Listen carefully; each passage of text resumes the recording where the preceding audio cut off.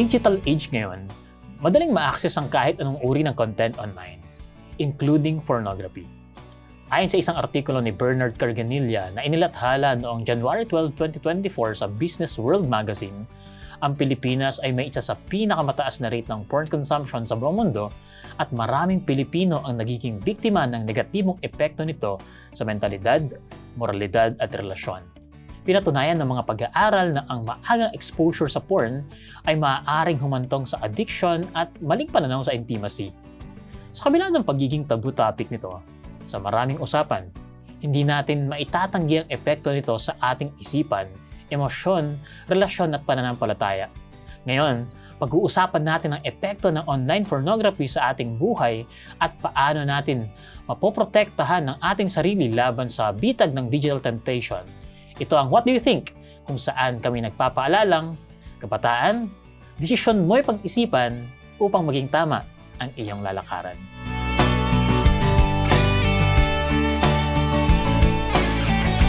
Magandang araw mga kabataan, ako po muli ang inyong kuyang host, Wilmer Estrito. At ngayon ay ating seryosong pag-uusapan ang epekto ng online pornography.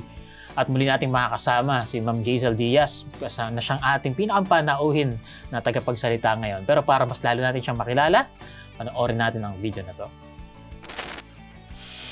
Si Jazel May Martinez Diaz ay kasalukuyang nagpo-pursue ng kanyang doctorate degree on intercultural studies.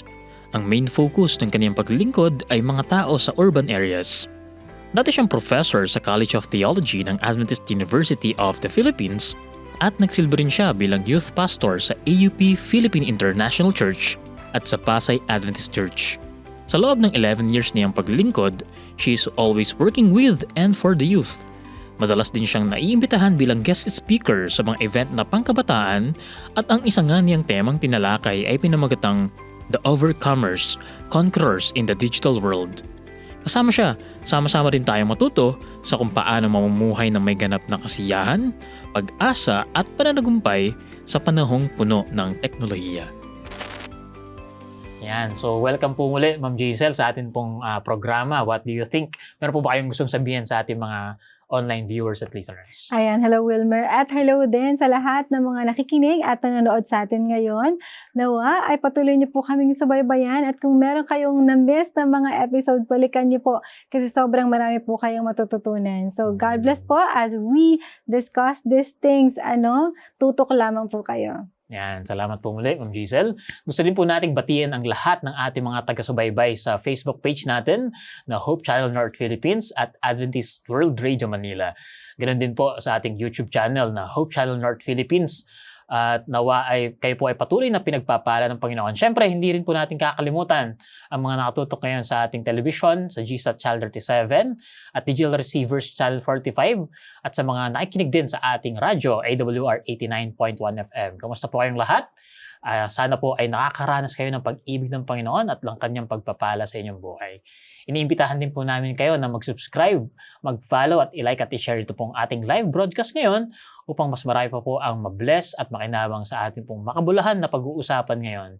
So kung may mga tanong din po kayo at mga karagdagan, pwede po kayo mag-comment sa ating comment section or di kaya ay kontakin po ninyo ang mga numbers na 0917-5643-777 para po yan sa Globe at 0919-0001-777 para naman po sa Smart. Makikita nyo po ngayon yan na naka-flash sa inyong mga screens.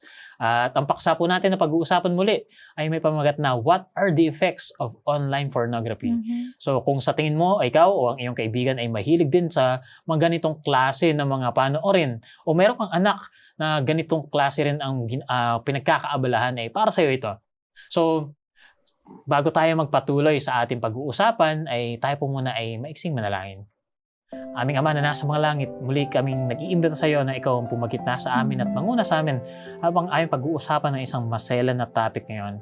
Nawa ay tulungan mo po kami na maging bukas ang aming puso't isipan sa aming mga matututunan, lalo na higit sa bawat tahanan na makikinig at manonood ngayon. At syempre, Panginoon, tulungan mo rin nawa kami na siyang mangunguna sa discussion na ito, ma-handle namin ng maayos at nawa ay maging pagpapala sa bawat isa.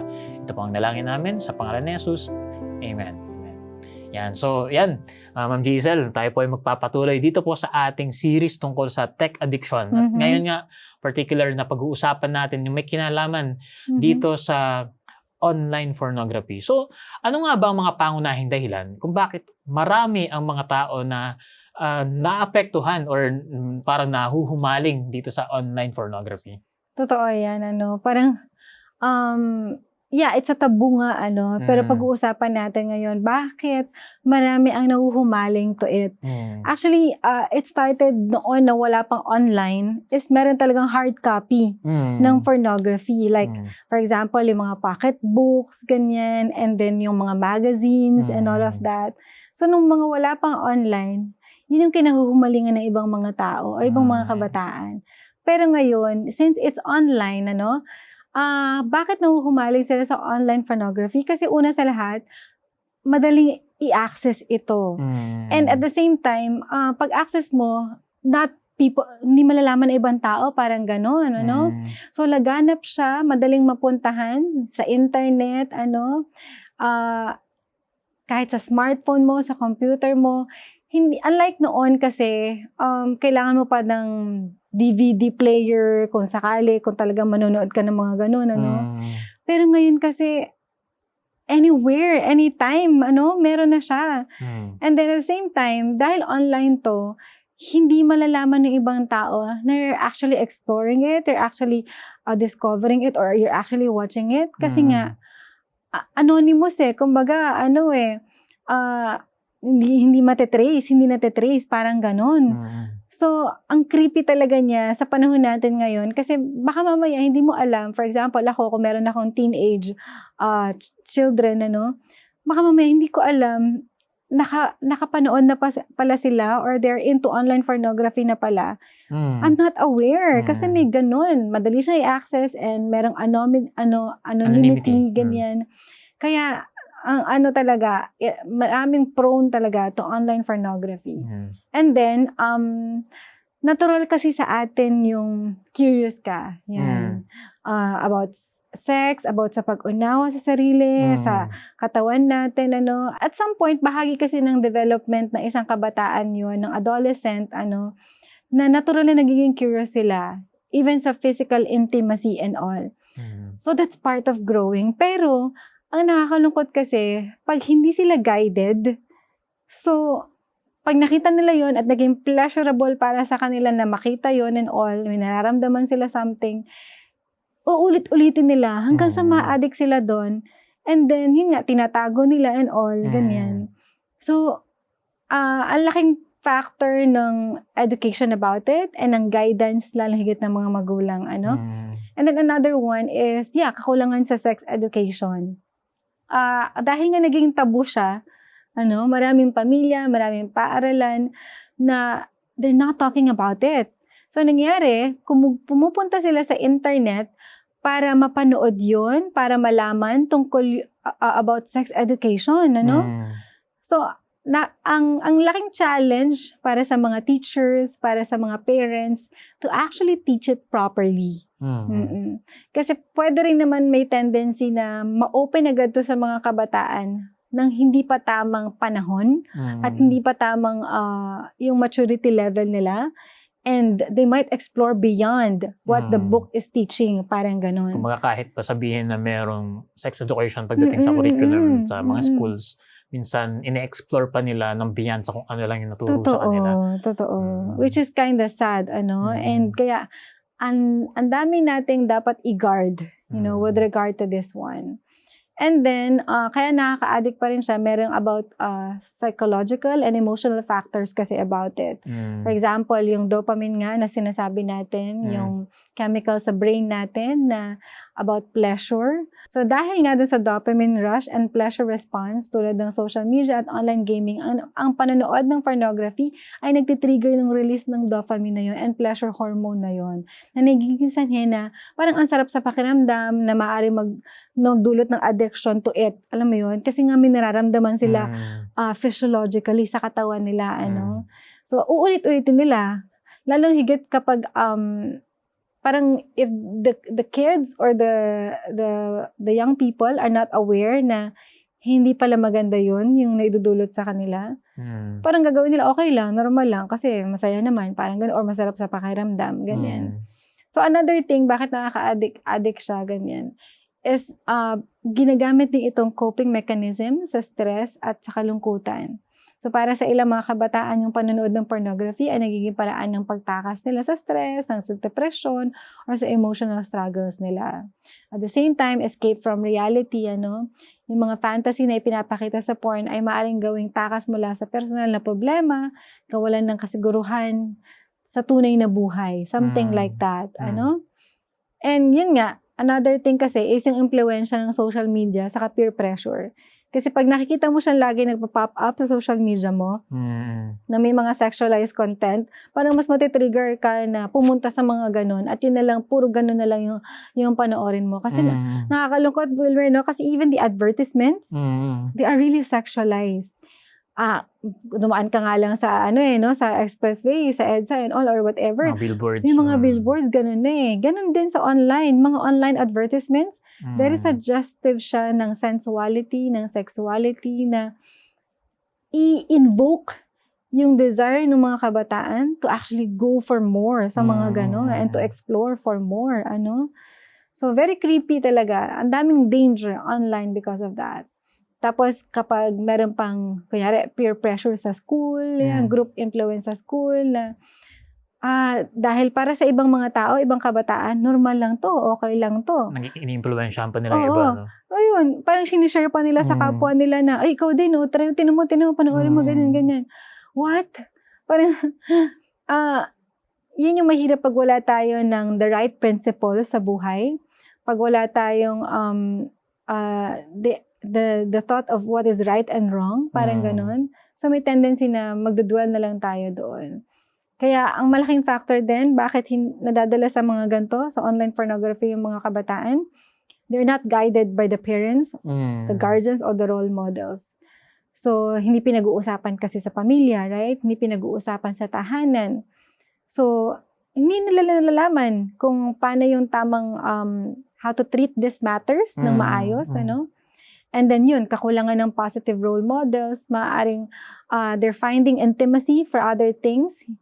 Hindi nila mahanap kung ano yung tamang way on how to have a healthy relationship and how to have healthy intimacy. So doon sila pumupunta kasi nga walang positive role models or influence, So ang dami-daming factors talaga that would lead to pornography sa napakaraming kabataan natin. And even to adults. Which is nakakalungkot kasi pati adult, minsan ay may mga ganun din at nakakasira ng relasyon. So makikita natin na kapag titingnan natin yung influence ng social media, ng internet, ay nga, mga online materials, tapos yung guidance na magmumula sa magulang, mas nauuna pa na nagpe-present ng sexual na mga bagay yung social media at yung online world kaysa dun sa ini-open ng family o ng magulang yung ganitong klase ng mga realidad sa buhay. Diba? So, ang nangyayari, dahil distorted yung pinipresent ng social media, hindi na agad na filter ng bata na ito dapat ko ito i-deal kasi hindi dahil tabu pa yun sa family. Kumbaga, samantalang kung naging open agad sa family, ito maaari mong maranasan, maramdaman kapag nakita mo to, pero ito dapat maging response mo. Nakalaan talaga to para sa loob ng marriage. Yeah, this is supposed to be good kasi talagang gift to na galing sa Panginoon.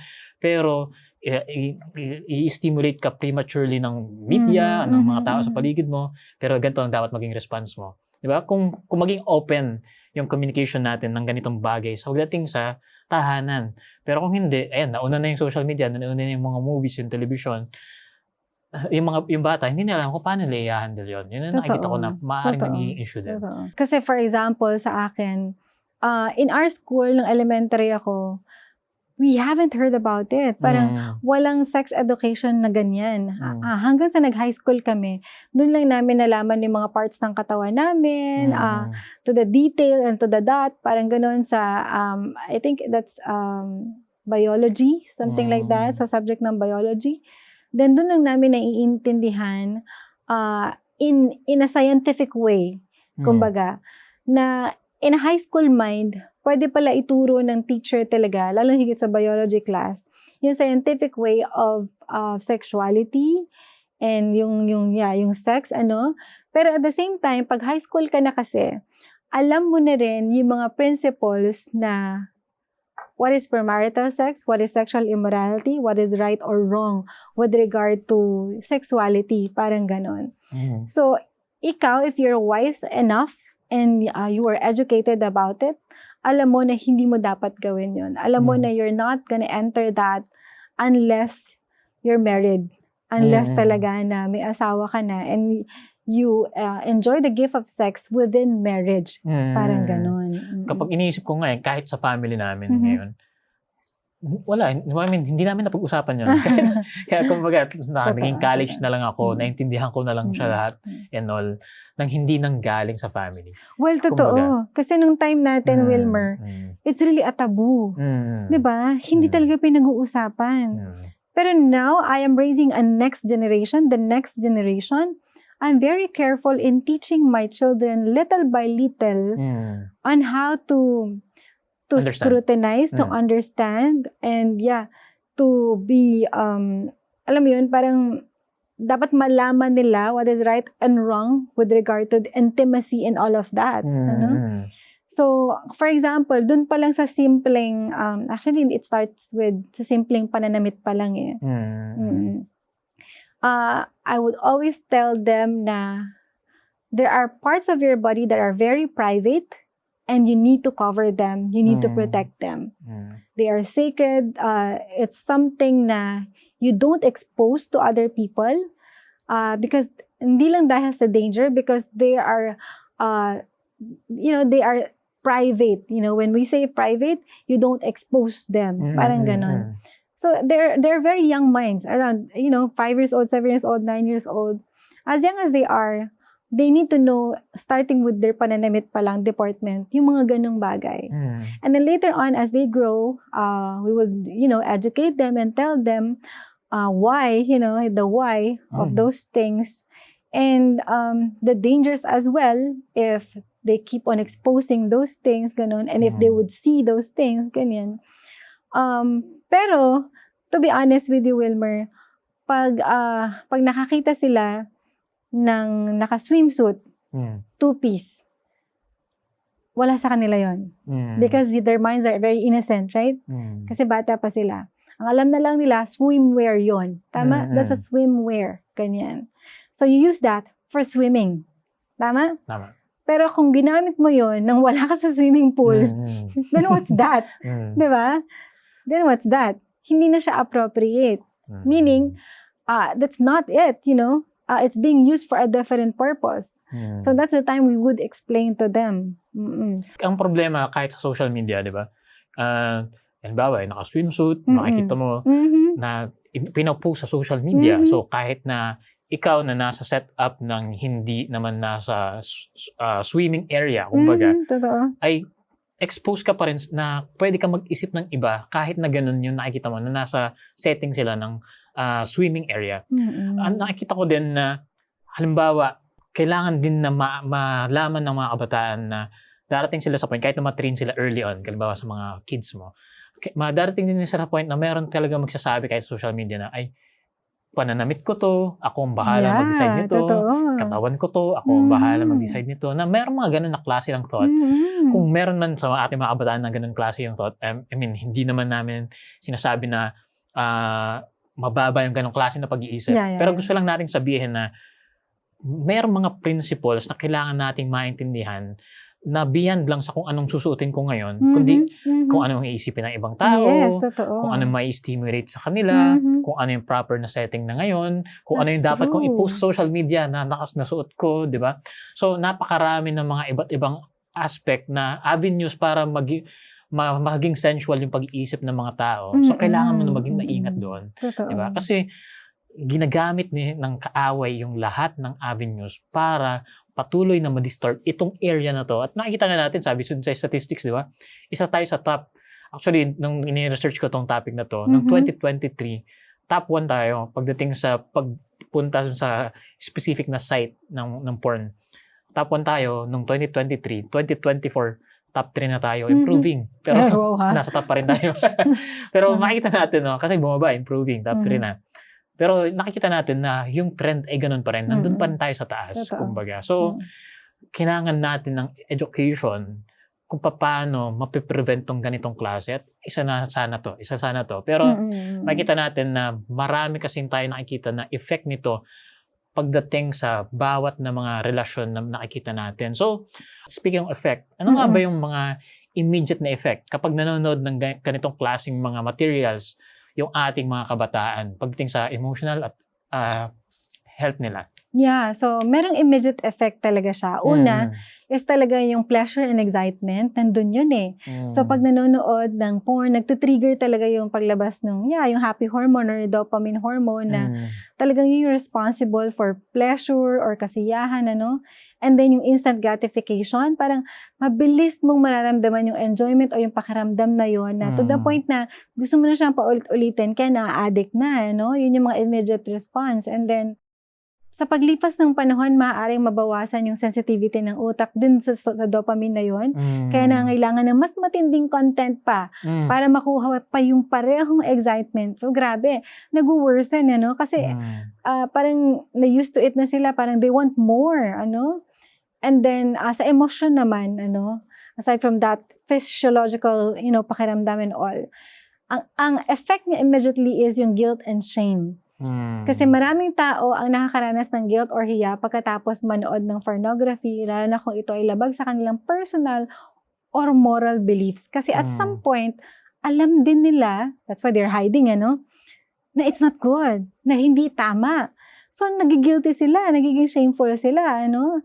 Kasi in one way or another, nare-realize nila it's not good. So, yun yung unang nararamdaman nila. And then, nagkakaroon sila ng stress at anxiety. Lalo higit kinakabahan sila pagkatapos manood, lalo na kung takot silang mahuli or kung conflicting ito sa values nila or sa family values, ano? Kasi lalo na Wilmer, alam natin in the past, we're very conservative. Ang mga Filipino families are very conservative. At pag sinabing conservative ka, you're not into those kind of things talaga and exposure, ano? And another one, yung bigla ka nagkakaroon ng mga mood swings, ganyan. Kasi, imagine, emotionally high ka, ano? Kapag nakakapanood ka and all, dahil nga sa dopamine mo. And then, pag nawala, parang nairita ka na or bigla kang nalulungkot afterwards, parang ganyan. So, nagvary yung emotions mo agad-agad, something like that. Kasi iba yung effect niya with our physiological sa katawan natin. Imagine? So, yung mga ganun, immediate yun. Agad mo mararamdaman yung guilt and shame, those things. And then, even sa pag-iisip natin, sa mental focus natin, so nawawala yung concentration natin, ganyan. Kasi, actually, pag ang nakita mo ay picture, nagpa-flash yan pa ulit-ulit sa isip mo eh. So, imbis na nakafocus ka sa ginagawa mo na, bumabalik yung mga napanood mo, parang nag-automatic siya na bumabalik sa brain mo. May trigger na pag nakita mo yun, iba yung nakikita mo na iba pa. Yeah, so nawawala ka sa focus hanggang sa, nadi-disoriented ka na and all, ano? So kapag hindi tugma yung pinapanood na porn sa sariling paniniwala, nagkakaroon ng mental conflict din naman na maaaring magdulot ng stress at self-doubt din. Totoo. And then yung overthinking, intrusive thoughts, na maaari siya magpatuloy yung mga imahe o eksena sa isip mo kahit na after mo na mapanood yun, na kahit may ginagawa ka ng iba, naaalala mo pa rin siya. Imagine the effect sa mind natin, ano? And then marami pa siya like yung sa social relationship natin, dahil nga may guilt, may shame.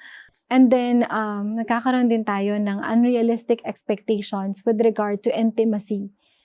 Lalo na sa mag-asawa. Alam mo, hindi rin advisable na porket may asawa ka na, pwede ka nang malulong sa online pornography or sa pornography. Kasi ang mangyari is, hahanap ka ng gantong ginagawa dun sa online na wala naman yung partner mo, di ba?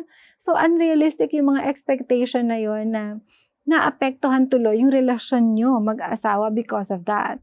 So, it's not an excuse na dahil may asawa ka na, pwede na. No. Kasi it also affects the relationship. And then yun nga, sa mga nakakanood naman, bumababa din yung self-esteem nila at some point kasi na-insecure sila sa sarili nilang katawan, ganyan. Kasi ikino-compare nila yung katawan nila dun sa napapanood nila and all. So imagine, yung emotional, yung mental effect niya ay mas grabe kesa dun sa pleasure na pwede mong maramdaman na panandalian lang. Totoo. So nakakalungkot kasi a lot of people are experiencing this. And sometimes, nahihirapan sila to overcome it. Nahihirapan sila to get away with it. Nahihirapan sila na, pag nandiyan na yung temptation to say no to it, And alam mo, Wilmer, dyan kasi nagsisimula din yung tinatawag natin na committing adultery in terms of, Thoughts. hindi lang thoughts yung actual, yung makikiapid ka. Tama ba? Ano bang ibang term doon na nakikilaguyo ka sa hindi mo naman dapat makilaguyo, lalo na kung may asawa ka na. Or for example, kung committed ka na to one person, ganyan. Dahil doon sa mga napapanood mo, mas malaki ang tendency mo to actually do it in real life. Parang ganon. Parang nagkakaroon ka ng i-immobilize o namomobilize ka na i-apply kung ano yung nakikita mo, tapos na-imagine mo rin. Kasi pag nakita mo, sabi mo, nakita mo, na-imagine mo, tapos pag nakakita ka ng situation na pwede mong i-apply, parang sa halip na mag-sino ka, napakarami na noong bala na inilagay mo para mag-say yes, di ba? Yeah, totoo. So parang pinapahina natin yung kakayanan natin na magkaroon ng discernment at manindigan sa kung ano yung alam natin na tama. And it will be a battle para sa'yo kasi nga, na-expose ka sa ganon. So imagine, dinagdagan mo yung problema mo. Kumaga parang meron ka ng armor para gawin ko ano yung tama.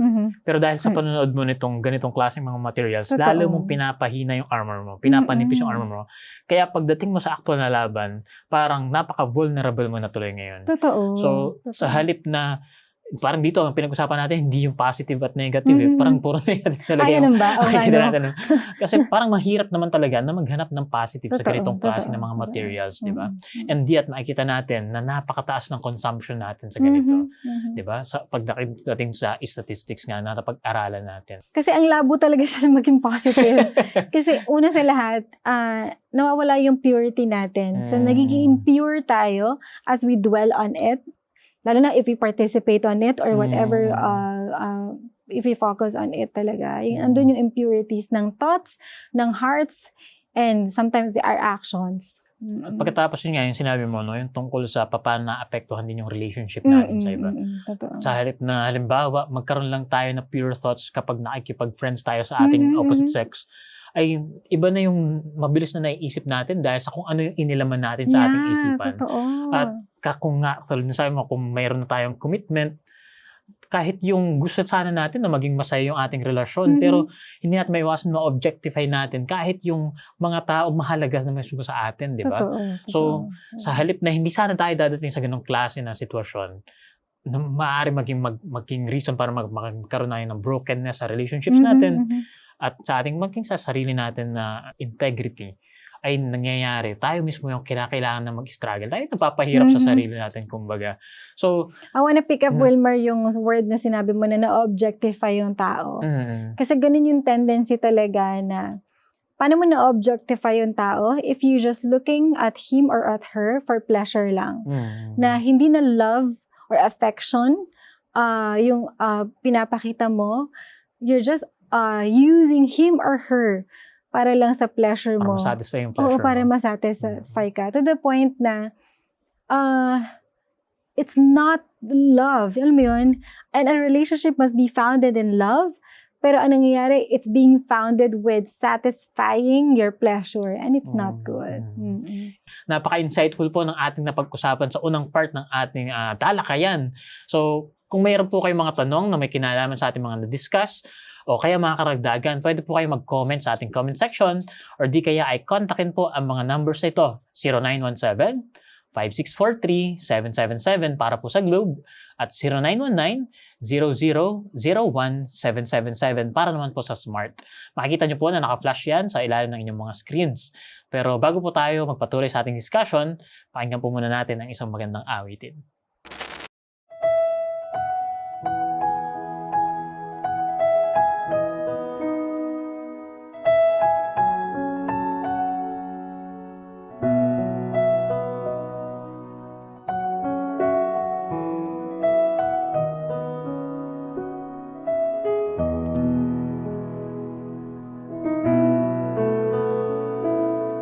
There is no problem too big, God cannot solve it. There is no mountain too tall, God cannot move it. There is no storm too dark, God cannot calm it. There is no sorrow too deep, He cannot soothe it. If He carried the weight of the world upon His shoulders,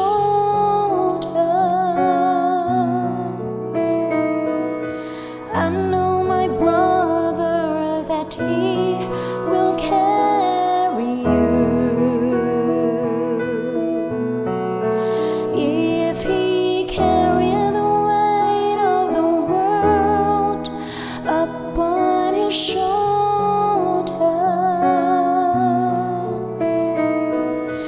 I know, my sister, that He will carry you.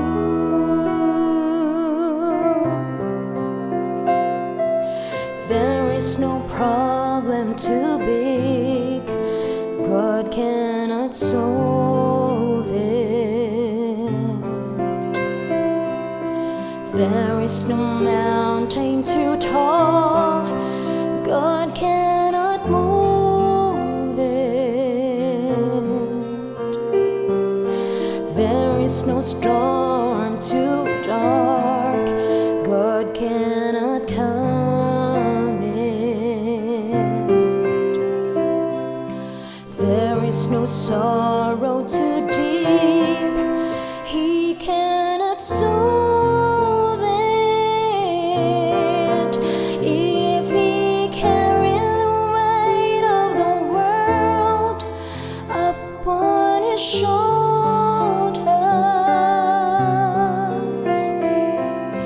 I know, my brother, that He will carry you. If He carried the weight of the world upon His shoulders,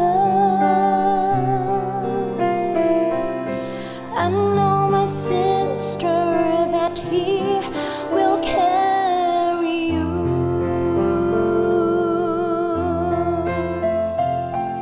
He said, come to me, all who are weary, and I will give you rest. If He carried the weight of the world upon His shoulders,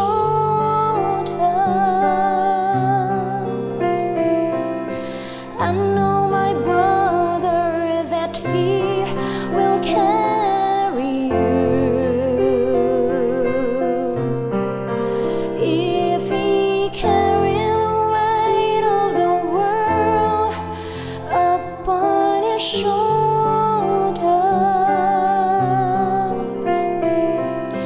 I know, my sister, that He will carry you.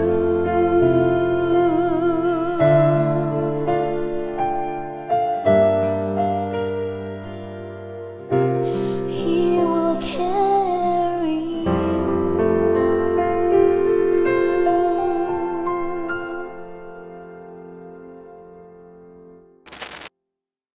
Welcome back po dito po sa ating programang What Do You Think? Kasama niyo pa rin po kami. Ako po ang inyong kuyang host, Wilmer Estrito, at ang atin pong tanging panauhin, si Ma'am Jazel Diaz. At kanina, patuloy natin pinag-uusapan yung effect nitong online pornography. At nakita natin yung iba't iba na mga reasons, bakit nga ba humaling ang mga tao, ano yung nagiging immediate effect nito pagdating sa emotional at mental health Yeah. ng mga tao.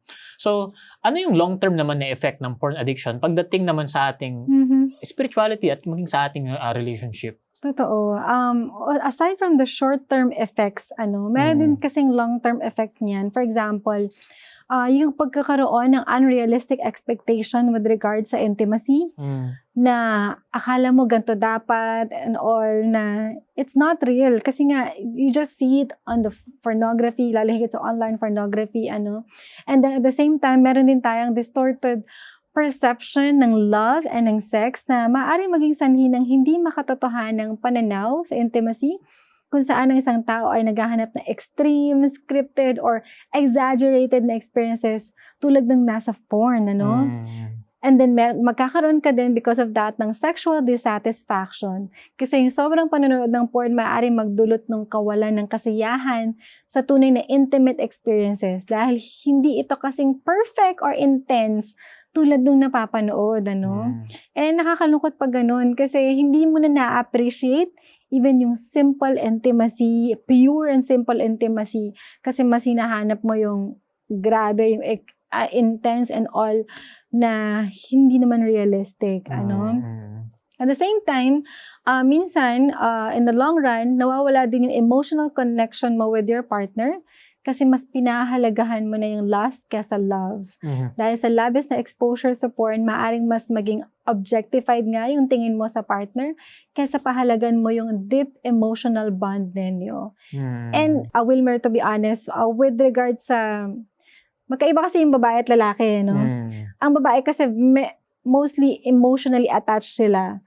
So, minsan hindi na nararamdaman ng babae yung emotional attachment kapag hindi na rin into it at intentional yung lalaki to emotionally bond with the woman, with the ladies, Kasi nga, they could get their needs, the pleasure or their needs, nang walang ganun emotional ties. Pero ang babae kasi hindi ganun. So unless maging intentional yung lalaking partner to have emotional bond, saka lang mararamdaman ng babae na it's love, Kumbaga, dahil nga yung term na yun, yung objectify, sa halip na i-treat mo siya as human, alamin mo yung needs niya as human, dahil nga nagiging object lang siya ng iyong pleasure, ng iyong lust, parang nagiging insensitive ka na sa kung ano yung mga emotional needs niya at iba pa mga needs niya na nakakapag-thrive sa isang relationship sa para mas mapalalim yung totoong connection niyo bilang magka-partner, bilang mag-asawa, di ba? Alam mo dun, Wilmer, nag-arise yung selfishness. Kasi parang self-gratification mo na lang yung hinahanap mo. Pero ang true love and even sex, real sex, is about giving. Giving, affection to one another. And yun yung pure and wholesome na gusto ng Panginoon. And, sex is very sacred and it's a gift from God. If it's given correctly and properly, ganyan, in the right manner, it's really a gift. So imagine, pati yung bumababa yung empathy at intimacy kasi yung utak nasasanay na maghanap ng instant gratification sa pornography. Kaya maaring mawalan ng pasensya at malasakit sa tunay na relasyon. Ang totoong relasyon pa naman, kailangan ng palaging mahabang pasensya, pag-unawa, pag-iintindihan. Tapos kung magiging ganun yung mindset natin, hindi tayo nagiging prepared sa totoong thriving na klase ng mga relationships. So it really affects the relationship, And then yung trust issues and at infidelity tendencies. So magkakaroon ng pagkawala ng tiwala sa isa't isa kapag nalaman ng isang partner na addicted na sa porn yung isa, maaaring magselos, ma-insecure, makaramdam ng emotional pain yung isang partner, ganyan. Kasi totoo naman. Valid yun na, kunyari, yung partner mo, nalaman mo na addict siya sa porn. Siyempre, iisipin mo, ikaw na, ano kayang pinapanood niya? Mas maganda ba yun kaysa sa akin? Mas sexy ba yun kaysa sa akin? Or mas magaling ba yun kaysa sa akin? So, bumaba na yung self-esteem mo. Bumaba na yung pananaw mo sa kakayahan mo and all. So, lalo kayong nadidetach sa isa't isa. Imagine? Dahil lang of that porn, And then, yun, tumataas nga talaga yung tendency ng infidelity. Kasi nga, the more that they're watching it, mas nagiging prone sila sa pagtataksil kasi mas hinahanap nila yung excitement na napapanood nila sa porn na minsan hindi nila nakikita with their own partner. Grabe, 'di ba? Parang yun na lang ba talaga ang kailangan mo with your relationship, 'di ba? And then nagkakaroon din minsan ng erectile dysfunction at sexual performance issues in the long run kapag laging nanonood, ano? Kasi yung utak nasasanay na sa artificial stimulation ng porn. Kaya mahirapan siya bilang isang tao na ma-excite sa totoong physical intimacy. Lalo higit yung mga na-addict na, ano? So, bumababa yung libido nila sa tunay na partner, which is kinda sad. Kasi hindi mo na may enjoy yung real pleasure ng gift na binigay ng Panginoon, which is yung sa sex nga, ano? And then, sa spirituality naman, so yung long-term effects sa relationship and sa katawan mo and all.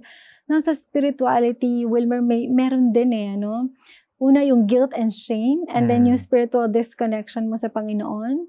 So nagko-conflict yun sa moral mo, sa morality mo, ano? Lalo higit kapag alam mong relihiyoso ka and you know all the Bible principles, tapos you are into porn addiction, alam mo mararamdaman mo yung guilt, yung shame, yung self-hatred, at the same time, the spiritual battle and struggle, ano? Kaya nga, malalayo ka sa Panginoon pag patuloy ka naging addict sa pornography.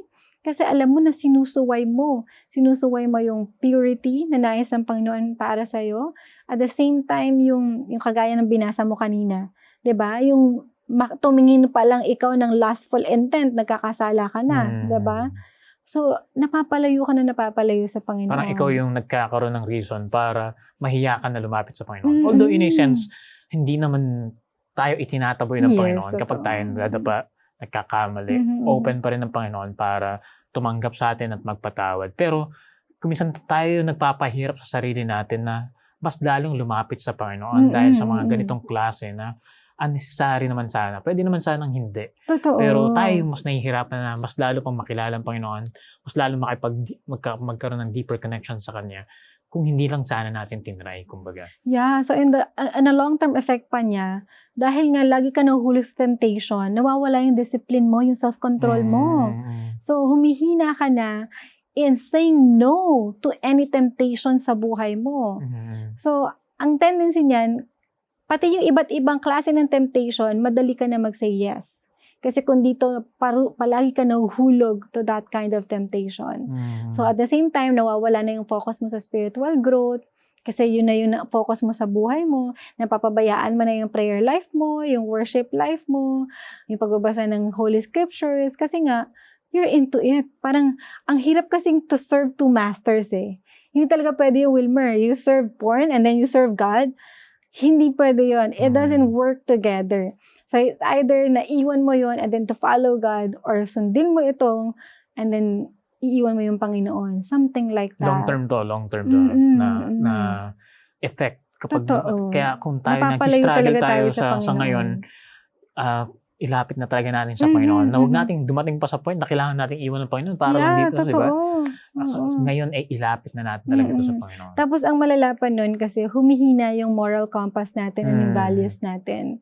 Kasi parang nangyayari, dahil paulit-ulit natin siya nakikita, nagiging normalized na siya sa atin. So yung morality natin bumababa. So yung alam natin na tamang prinsipyo, nawawala na sa atin yun. Kasi nga, okay lang naman na hindi pala. Parang normalize siya sa atin. And then, finally, pag addict ka na, nawawala na yung sense of purpose mo. Kasi hindi mo na alam kung ano pang direksyon ng buhay mo. Kasi nga naman, kung wala ka ng discipline sa sarili mo, kapag sinabi ka ng discipline, nagsiset ka ng mga dapat mo na gawin. Diba? Ito yung gusto ko na abutin sa buhay ko, ito yung gusto ko na alamin sa buhay ko, at ito yung gagawin ko. Parang nagset ka ng schedule tapos sinabi mo ito yung gagawin mo. Pero kung wala ka ng self-discipline, hindi mo na yun magagawa. So, kung hindi mo pala magawa yung mga isinet mo na goal sa buhay mo, ano pa yung purpose ko ngayon? Ano pa yung direction ko ngayon? Parang ganun yung magiging long-term na effect nun to the extreme, di ba? So, ngayon, habang napag-uusapan natin itong mga ganitong klase na mga effect na short-term, tapos meron pang long-term na effect ng pagdating sa online pornography, Ang tanong paano natin mapoprotektahan ang sarili natin na hindi maranasan 'tong mga ganitong klase ng effect? Alam mo kasi talaga yung temptation nandiyan eh. Kumbaga online, pagka-browse mo pa lang, alam mo minsan sabi ng isang pastor, "Naku, ang Facebook naman puro dede, puro boobs yung pinapakita," parang gano'n. Sabi ko, hala, oo nga, parang everywhere. Parang isang scroll mo lang, makikita mo lagi yung cleavage and all of that. Kaya alam mo, dapat una sa lahat, maging self-aware tayo. Alamin natin kung ano yung weakness natin. Alamin natin ano yung nagtitrigger sa atin to go to pornography and all. Pag nakikita natin na madali tayong matempt, kapag nakakita tayo ng mga ganung picture or pag nag-scroll tayo dito sa IG or sa Facebook, then iwasan talaga natin. Tapos, let's try to reflect on ourselves. Ano bang epekto nito sa buhay natin? Ng mga digital temptation na yon, ano epekto sa productivity natin, sa relationship natin, sa spirituality natin. Then pag nalaman natin ano yung mga epekto nun, then with the gravity of its effect, hopefully ma-encourage tayo to say no about it.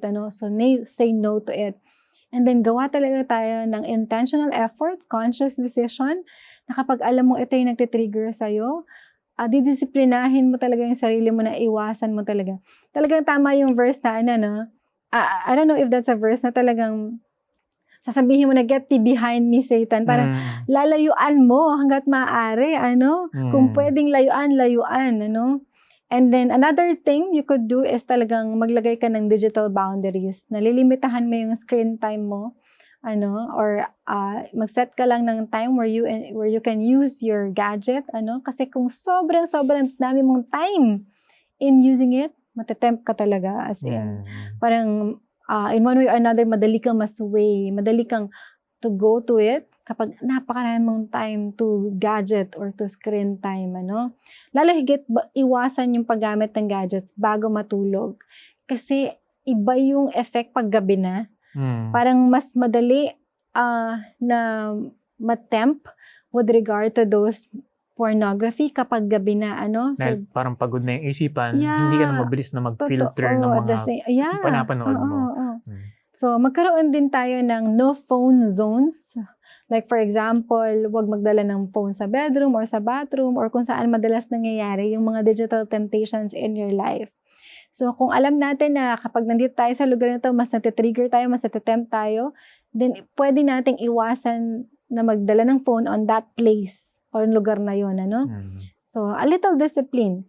And then, palitan natin ng mas mga makabuluhang hobbies o gawain. Like, for example, try sports, reading, or music, other creative activities, para mabawasan talaga yung time natin sa mga ganung bagay na digital things, And then, if mag-practice talaga tayo ng mga talagang time with God. Kasi yun lang tayo makakatulong sa atin to control ourselves. Sabi nga, the fruit of the Spirit is, kasama doon yung self-control. So, we need to commune with God, to ask for the Holy Spirit, to allow us to control ourselves talaga. And then finally, mag-invest tayo sa mga real relationships, yung healthy bonding moments with friends, with family, kesa yung nasa gadget lang tayo para mas makaiwas tayo sa ganun, So, marami din mga paraan din using technology in overcoming digital temptation. Like, meron din palang mga website blockers, ganyan, example na is yung cold turkey, freedom, or black site para mapigilan yung paglabas ng mga ganong content. Pwede rin sa social media mo, sa mga feed mo, i-unfollow mo or i-mute mo yung mga accounts na hindi nagtitrigger sa iyo ng mga ganon. So, pwede yon. Then, pwede rin gumamit ka ng mga productivity apps. Like, meron tayong tinatawag na Pomodoro Technique apps o yung focus timers para manatiling productive tayo. And then, palakasin natin yung spiritual and emotional discipline natin. Mahalaga talaga yun. Yung one of the key, yung spiritual life natin. Gawin natin na lalo tayo mag-pray, magbasa ng Bible. At isang makakatulong if we have an accountability partner. Na kung saan lagi ka nagko-confide na, yung pag natatempt ka na sabihin mo sa kanila, ano bang pwedeng gawin, tulungan mo naman ako or whatever. Yung accountability partner, not just accountability partner, but prayer partner din, para ma-overcome natin yung mga ganong bagay. And lastly, iwasan natin yung madalas mag-isa. Kasi syempre, hindi mo naman to, jamming, No. You don't usually do it with others. Kasi nga, usually, mag-isa ka lang, ginagawa mo yun, and you're watching online porn, ganyan. So, kung maiwasan natin yung lagi mag-isa, ay makakatulong din for us to overcome digital temptation na mga kagaya nun. Imagine, marami pa rin pwedeng gawin, Wilmer, in spite of the fact na very tempting siya and very addictive siya. Through the help of God talaga, we can overcome this kind of online pornography talaga. Parang kailangan mo talaga ng intention, di ba? Yeah, na, totoo. ayaw ko na nito, Intentionality. kailangan kong mag-set ng parameters para hindi ako dumating dun sa mga triggers. Kasi pag na-trigger ka na, mahirap na pumigil. Pero kapag naiintindihan mo kung ano yung mga nagtitrigger sa'yo, din pa lang, hindi mo nahahayaan yung sarili mo na makita yung mga triggers na yon, o kaya yung certain na place na yon or certain na situation na yon na naging reason para mapunta ka doon sa ma-tempt ka na or ma-give in sa temptation. Kailangan doon pa lang maging matalino tayo kung paano natin paglalabanan yon. Kahit pa nga, ang isa sa mga nagpapahirap pa sa nakikita ko ay yung yun nga, na medyo nabanggit na nino-normalize. Di ba? Parang makikita mo sa mga memes, makikita mo sa mga reels, na parang normal lang na ginagawa ito ng mga tao. Na para bang ikaw, parang nagpapaka-OA ka lang ba dahil gusto mong labanan to, samantalang yung iba, okay lang naman pala sa kanila. Totoo. Pero makikita natin na ang pinakang nalulugi in the long run ay tayo din. Yeah, di ba? totoo. Pinakang nalulugi in the long run ay yung mga bibuild natin na families, yung mga i-build natin na relationships, na nagiging incapable tayo para matuto ng mga skills at saka ng mga elements na makakatulong sana para mas maging growing, thriving, at harmonious yung relationships na bubuin natin. Pero nagiging puro away, puro insecurities, puro selos, puro tendencies para sa infidelity, na pwede naman sana hindi maging ganun, di ba? Yeah. At nakikita nga natin ngayon na nagbubunga talaga yun. Ang daming broken families ngayon, ang daming mga baggages ng mga anak, ng mga magulang, dahil sa akala natin simple lang naman, konti lang naman, normal lang naman, pero makikita natin, normal na nga ngayon ng mga broken families. Thanks. Normal na nga ngayon yung mga ganun klase ng mga baggages na meron tayo. So, pwede sana natin maiwasan yun. Yeah. Pwede sana may pagbago. Simulan natin sa mga kabataan natin ngayon at sa bawat isa sa atin na natututo ng salita ng ating Panginoon. Yeah, if you want a better family in the future, we need to stop these things ngayon pa lamang. Kasi nakita na natin yung result eh. Ang daming nga ng broken family, sabi mo nga. Ang daming infidelities. Parang normal na sa kanila yun. And that's wrong.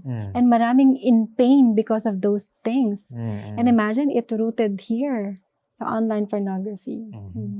Yan. So, napakarami ng mga insights natin na pag-usapan. Parang kukulangin tayo ng oras, pero alamin pa rin natin kung ano yung insights ng mga kabataan tungkol dito sa ating topic ngayon. So, kabataan, what do you think?